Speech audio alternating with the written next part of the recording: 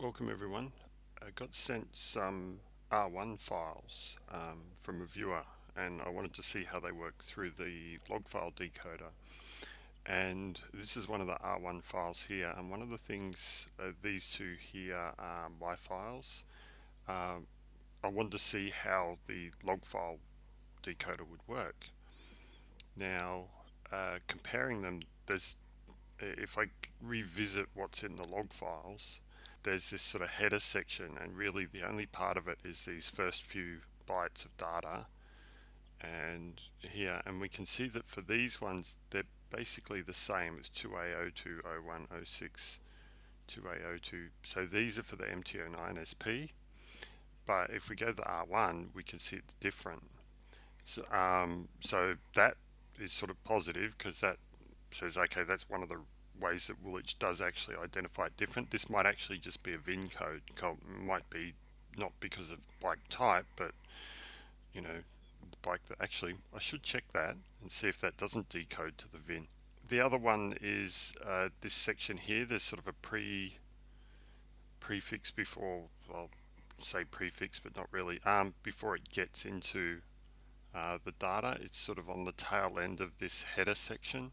And we'll have a look. Let's see here. It starts. Oh, that's a different length. Okay, so that's interesting, because yeah, for ours the bytes start here. Let's see if it's on this one. Yeah. So for the MT09SP, we've got that. For the R1, we actually have it going, I think it was all the way to 23. Yeah, because this one here, 23. That's the last column of what is it, 96 packet length. So the packet starts here and ends there. So one of the things my log decoder can do is just chop out this data section from here onwards, and discard the header, so it's easier to look at the data. Anyway, first thing I want to do is crack open Woolich and see if I can load the R1 log file without an R1 license, because that'll be interesting. Hopefully, if I can, they won't patch it, because it'd be cool to be able to look at other people's log files. Anyway, that's going to take a bit.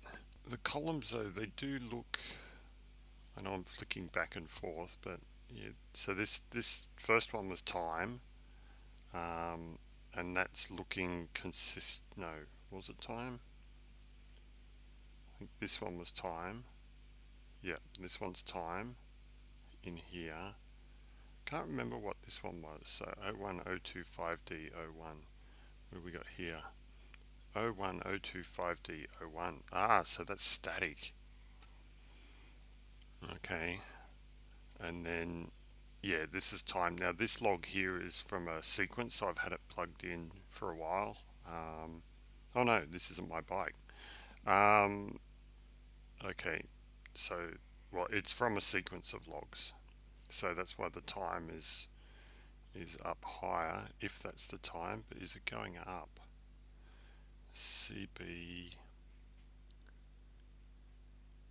Interesting. Okay, so I can't presume. Let's just, I'll go a new one. So I can't,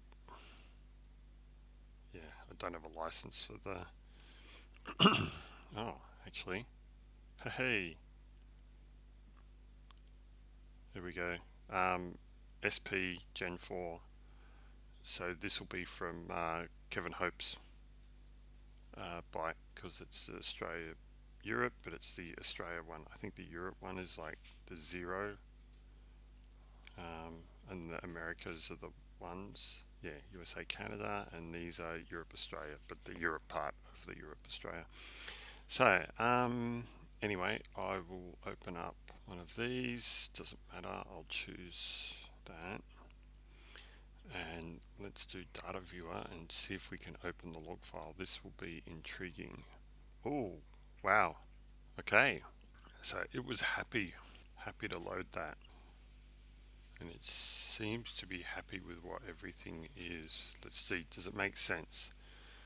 So IP, we've got AFR, we have AFR, so that means the Zytronics kit's plugged in. Ignition, let's see, where's our RPM? So 3000, okay, so that'd be the boost, we're into idle. Okay, so that's idling higher than the MT09. We've put it in gear, so we're in gear 1. What have we got for our speeds? Let's check our speeds.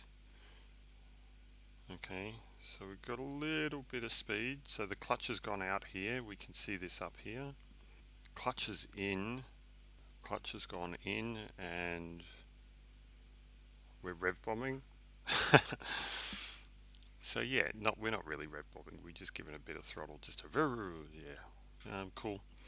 Yeah, so we're giving a bit of throttle there. We've got the ETV mapping on it. Throttle, ETV map.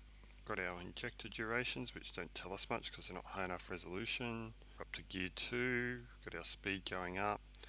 Oh, we'll see if we're showing off. Not like I don't. Oh, that'll be interesting. Miles an hour or kilometers an hour? Because it's just outputting. I'll have to check that. So here we've got some engine braking. Some pressures are up high. AFR's gone right. Wow, that needs tuning. There's a lot of AFR variation in that. But given the log number, so this is 9. This will be the very first runs with the logger. Yeah, big variations. Okay, now we're having some fun. I'll say that's kilometers.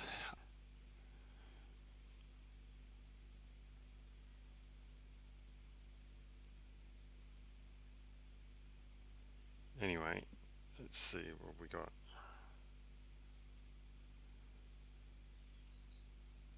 Oh, what's purple? Oh, that's gear. Okay, so we're up to gear 6. And yeah, this is some good data. There'll be good data in all of this. So we've got our revs going up. We can see the quick shifter behavior. I presume this is quick shifter, so it's killing the ignition like it does on the MT09. So we're decelerating here. Shut off the throttle. So maybe the R1's got a bidirectional quick shifter. Oh no, we've got the clutch. So we can see the clutch being used to shift to downshift or to short shift up. Okay, so we know Woolich will read the file. Now it's a case of, well, what will the decoder do? So um, I'll just pause while I've got the code up, but I don't really need it up. But I'll just pause while I go and bring that up. Okay, so we've got the file open. We've got the decoder open. I'm going to uncheck all of these because these are for creating a filtered tuning file, and I just want to do the export. So now I've got to remember what I wrote it to do. So yeah, if you want to investigate a particular column, it'll do a cut down version of the file with just the changes to that particular column. So it just makes the file smaller. So if you want to try and hunt down, say the AFR column, you'll be able to do that. Okay, so we've got file. I should actually say what file's been loaded. Well, I do. It's just hidden behind this. Okay, so we have the same file, so 9 loaded. And let's see, we've got export just the analysis of the full file. Let's export the full one. Okay, so that CSV should be written. Okay, so we have our Excel file. Now, let's just view macros run. Okay, so let's go back to our data log viewer and we'll see if any of this lines up. So we've got the starting point for the file is 13, let's go to 1323. 13, 14, because we've got a line on it, but the time looks like it's lining up. So here we have 13. Let's actually zoom in a bit. So 1323.1. I should actually shrink this down a bit. There's something interesting. Well, I suppose we don't need interesting. Here we can do this one. So we're already moving before the clutch is out. We downhill, are we? We started rolling and then we let the clutch out and off we went. Or we shifted up. Yeah, kicked it into gear, let the clutch out. It's funny, you don't really think about how you ride until you look at it. You know, it's never really visualized. So we've got our data point here. We want about 1329. Oh yeah, we've got the time up the top. 1329.092. So we come down here, 1329 and 092. So let's highlight that. Not that there's anything fancy in all the work here. Don't need that. Do want this. So we have at that point 1329.092, we have an RPM of, and I'm not going to move the mouse, but you can see it in brown in the middle there, of 1343. So RPM's showing true. We have TPS of 0, which is showing up correct. We have an ETV of negative, ETV raw, ETV corrected. Yeah, I think there's some. Looks like Woolich has got sort of a similar bug, and I won't really call it a bug. It's more, each bike will have its own calibration setting for the TPS, for the throttle position sensor. This one, it looks like, so you can see over here, we read 35 out of the file. They decode it to minus 1, and I decode it to +1. So we've split the difference. All right. The reason I've got my corrected one and my true TPS, all right. What's there? Yeah, so they've got the TPS as 0. I've got the TPS as that. The reason I can do that is I've got my log file, so this is effectively corrected for my bike. Maybe I should have a setting in the program to allow you to put in what your TPS offset is when you decode, and so it can adjust for that. Let's keep going. So we've got, obviously, gear has changed. So what went from 0 to 1? 0 to 1 gear. Bingo. So that column's in the right spot. Clutch. Ooh, where was the clutch? The clutch changed. I'll move that off window. That'll make me. Okay, the clutch changed at 1329 and 186. So we have clutching. Ooh, sorry. 13. Let's go back to it. 1329 and 496. So we're talking there. Clutch is good. So that column's consistent. To be honest, this is kind of expected. They don't want to have to write their log file decode, their data log viewer, to handle every file differently. So what they're going to do is they're going to be consistent in the logger when they're collecting the data. And the thing is with the loggers, because they're on a CAN bus, those codes are supposed to be standardized.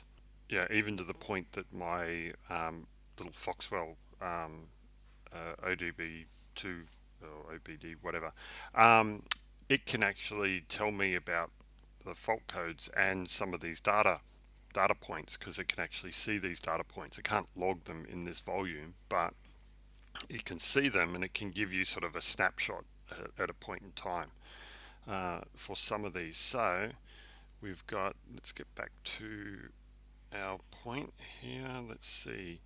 So we want this one.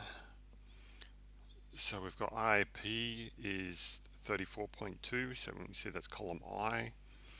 AFR, I don't have. Oh, AFR I do. So it's saying 13.6. Am I out by one? 076, 13.3.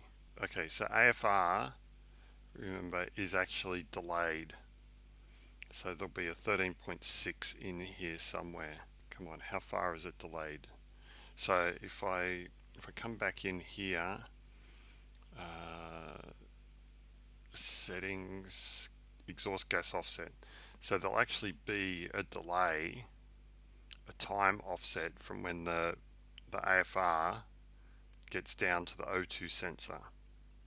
All right, so that means that the AFR that's measured here is actually off a previous record. So somewhere down here it will get up to 13.6, 13.69, 13.59. Bear with me, 13.6. Okay. And so we can see they're in that 1323 range. Yeah, you can see they're in that range. This is where we're looking.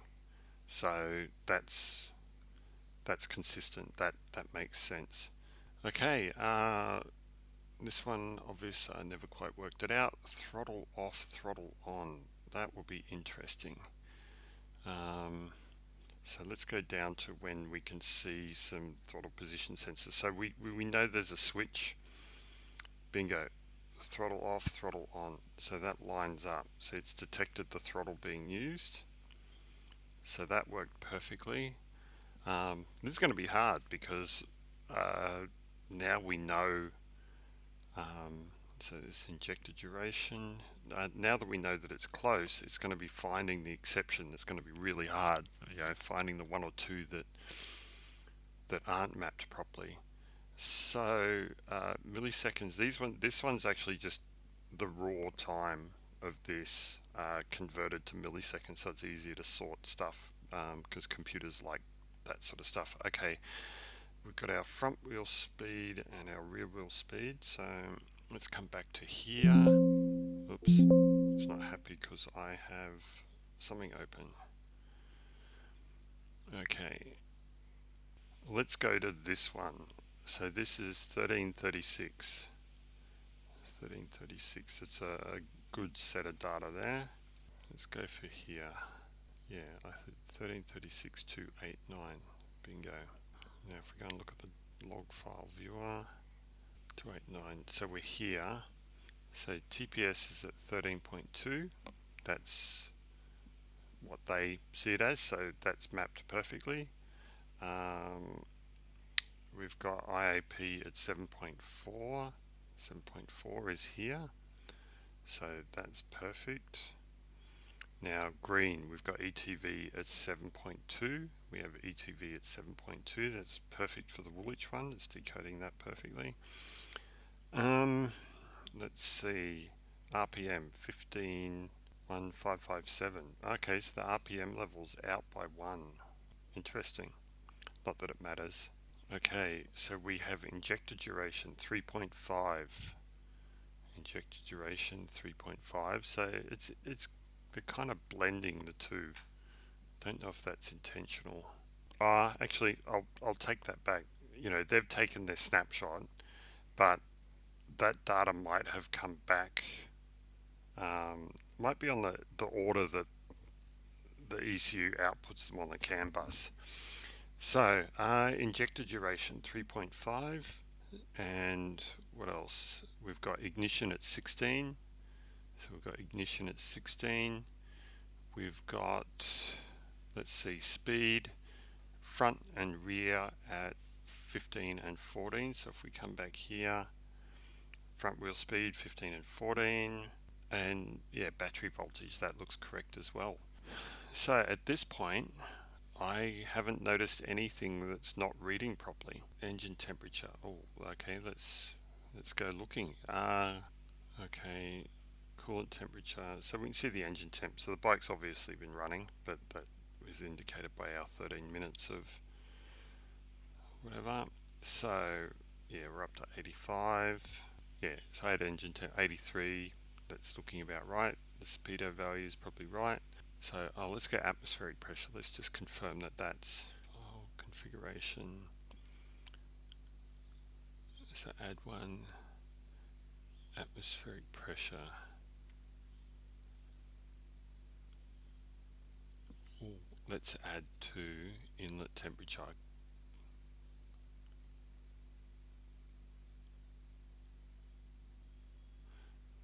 So we'll add that as that color, and we'll add this as that color, although that's going to interfere with the gears. Okay, so inlet air temperature is in there somewhere, and atmospheric pressure is in there somewhere. So inlet air temperature is 23. Oh yeah, inlet temperature, we've got that. Okay. Atmospheric pressure 99.7. 99.7. So yeah, I know I'm not looking in the exact spot in the file, but I think it's close enough. We know our ignition timing's working, our front rear wheel's working, battery voltage, I'm pretty sure that's correct. Looks like, yeah, all the important ones are here. So this log file decoder works on the R1 files without modification. Now, do we get any other data? So if I come back to here, so we've got our files packet starts here. I'm intrigued by this. What's that in there for? Because the MT09SP doesn't have it. Anyway, so this is the end of our packet. This is the start of our packet. So 5, 6, 7, 8, 9 at time.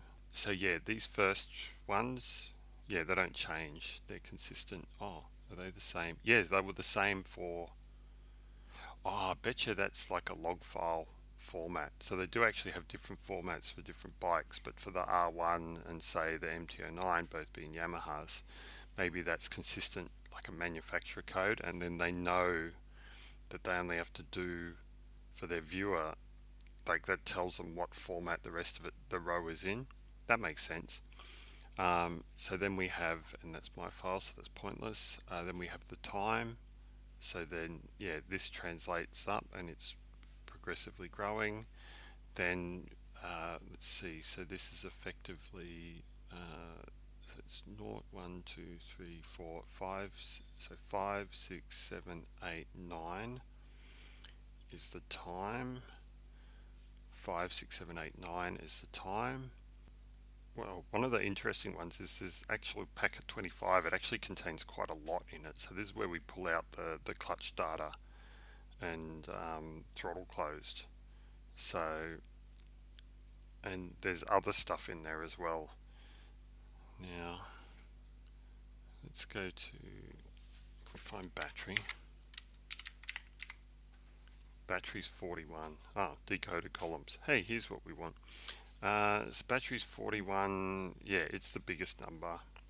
So if we come back to the file, I'm pretty sure we'll find that battery will be one of these, and everything else is empty, which is the same as for the MT09. So they're not using those extra 48 odd packets, except for the last column, which is a checksum of sorts. Haven't quite worked out the exact calculation, but I know that if you move one of these fields up by one, that you need to move this up by one as well.